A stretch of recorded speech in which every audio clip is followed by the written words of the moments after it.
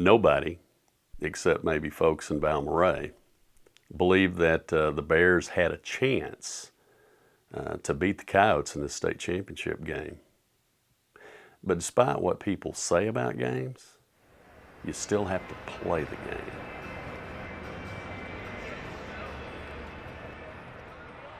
Coin toss, Balmorhea wins. They elect to receive the ball. They march down the field. They score a touchdown. And then I think maybe, collectively, we all go, wait a minute. Have we been behind at any one time all year? I think that was the first time. But, we get the ball. We march down the field. Traven Day, senior, catches touchdown pass, which is fitting for a senior to be able to do that. Scores tied, we're all breathing a little bit easier. And then bing, bang, boom.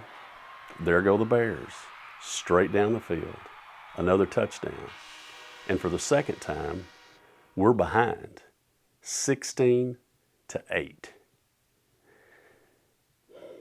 We knew we were in for a ball game. This deal was not going to be easy.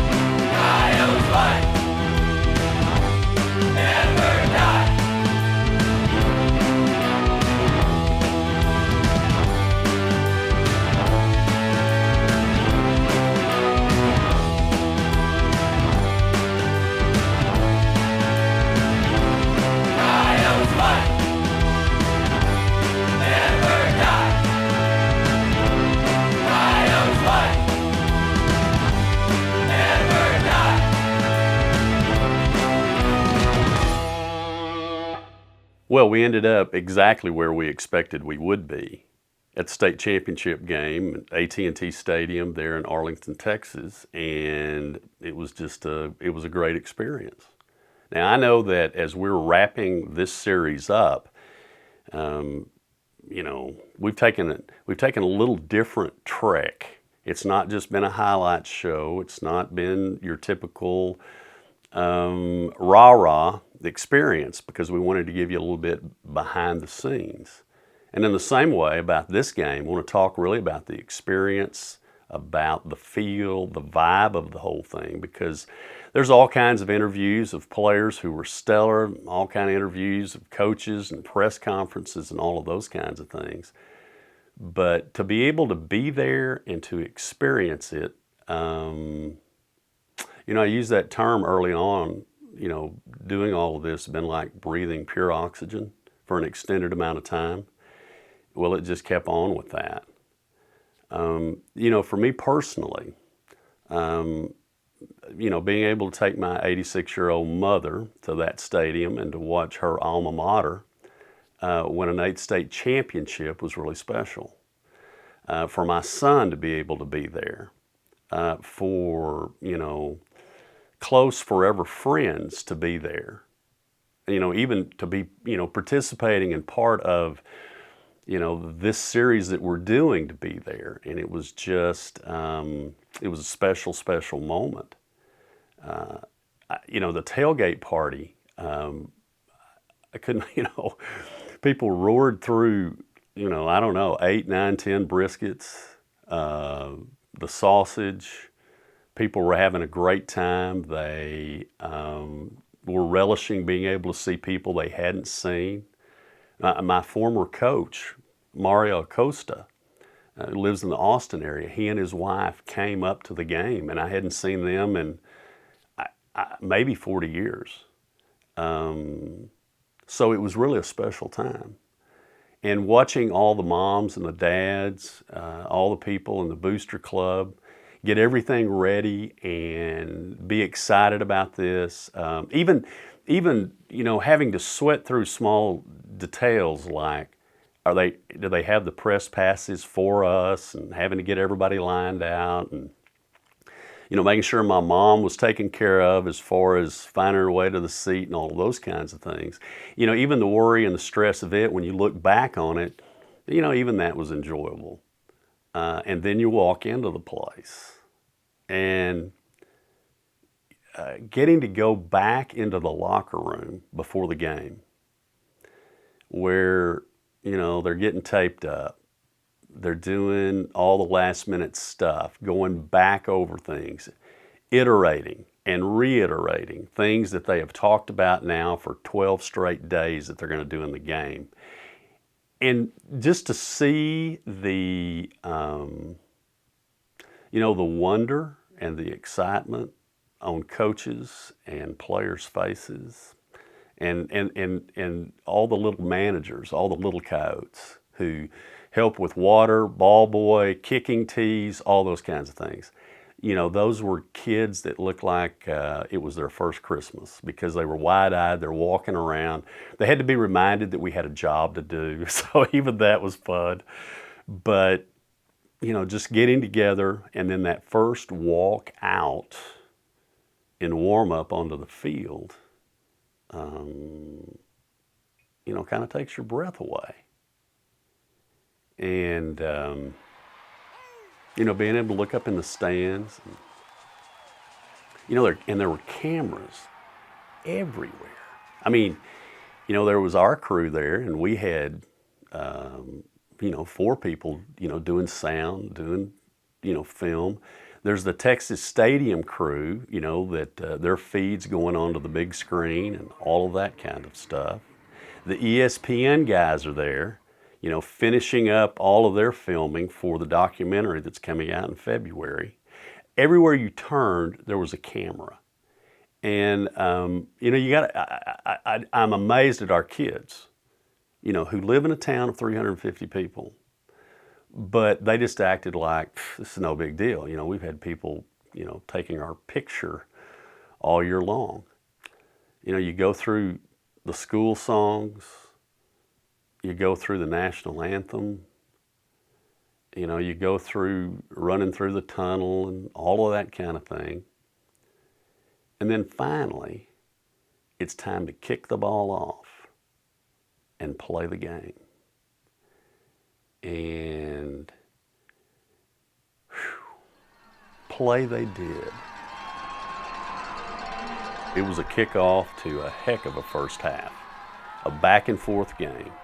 Balmorhea, they brought their A game. They were coached up. They were well schemed. And they exposed us on some stuff. And it was just, it was one of those tension-filled type halves where, it's back and forth. It's not until you begin to have some turnovers on their side that we're able to inch ahead and take a 40-30 halftime lead. He's either B gap or he's or head up over me, or he's. So halftime, coaches do what they always do. They make the necessary adjustments, and as always, they were spot on. So we come out for the third quarter, and it's at that point that we begin to see the Coyotes that we expect to see. The ones that execute, the ones that dominate, the ones that literally impose their will on the other team. In fact, the domination is such that I'm anticipating that, the 45-point mercy rule is going to come into effect, sooner rather than later. And yet, Balmorhea, to their credit, they keep hustling, they keep fighting, they showed heart, and, they still kept scoring a couple in there. But ultimately, about 2 minutes left, Hutton Lusty breaks loose and, does one of those kind of power runs that he does, scores a touchdown. We're 1 point away. We're sitting there at 94-50, 44-point lead. And I'm thinking, oh my, here we go. But Jared Martin had already made 11 of 11 extra points. He steps up and he kicked it just as true as he had on all of those other 11. 45-point rule. Game over. 96-50. Coyotes, state champions. Celebration ensues. Ice baths for the coaches, medals handed out, trophy awarded, all the cheering, all the celebrating, and good time. I mean, fabulous. But I do have to make a small confession. Because not everybody's allowed out on the field. The boys are sent to a location so that they can take pictures and greet their parents and do all the kind of things that you normally could do right out there on the field, but not in this particular venue. And I'm worried about being able to herd them because we're doing this and we want to interview and blah, blah, blah. So, I'm stressing just a little bit. And then all of a sudden, in the midst of my stress, I have a flashback to 2006 in Abilene, Texas, when, my son was part of a state championship and he had a great game. And I remembered us embracing and laughing deliriously for 2 whole minutes. So I said, okay, Barry, calm down. Let mom and dad and grandma and sister and little brother have their moment with their hero. And that's what we did. Now, we did end up shooting some interview stuff, but, it was up against a wall and, it almost had like a post office lineup quality to it, and we still got that done. And it was still okay. But pretty much it was the standard, we did great, are you happy? Of course I'm happy, I just won a state championship. You ask all those, obvious questions. And now, for me to even start talking about this, Burkhart will probably want to choke me. But, 9 puts us at the top of the heap in Texas high school football in terms of numbers of state championships. And I know we're tied with Katy, we're tied with Salina, we're tied with South Lake Carroll. And those programs are so outstanding, they might win a 9th one too next year. But 9 would put us in a stratosphere that nobody else has been. And that would be extremely exciting. And we've got as good a shot as anybody to be able to do that. But as unique and as historic as 9 state championships would be, or 8's historic too. I mean, as big a deal as those are, really what this whole series has been about, and what this program, Coyote football, is about, is more than just sports. The real takeaway is not just that game and that experience, but this whole thing that we've done all season long, is the absolute joy that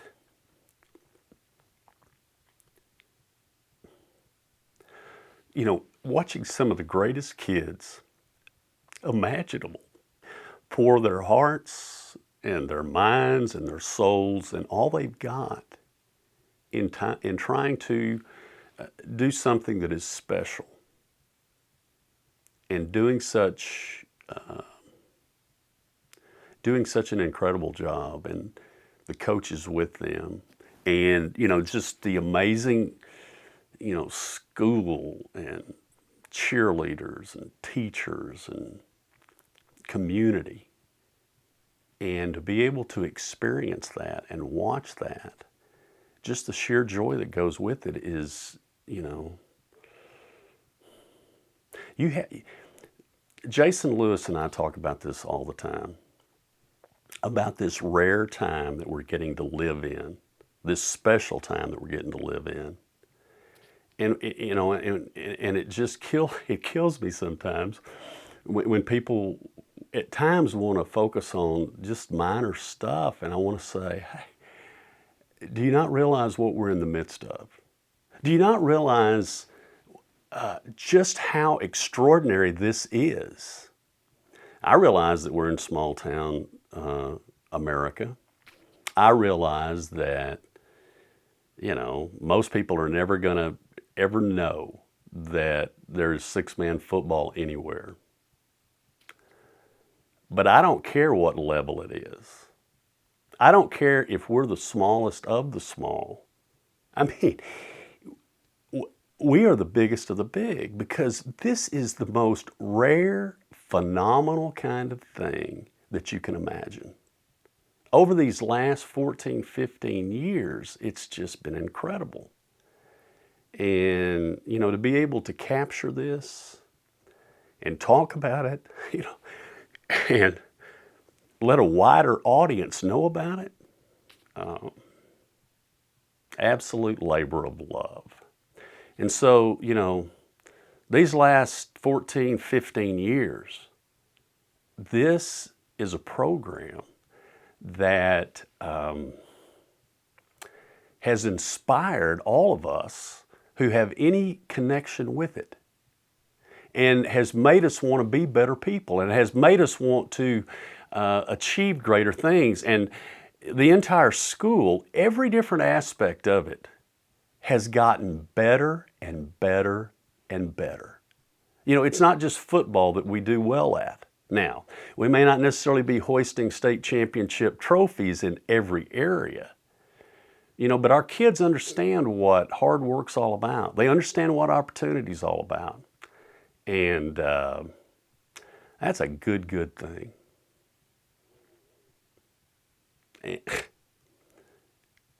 And they give me the opportunity to be able to say something like this. I told you, these guys are good.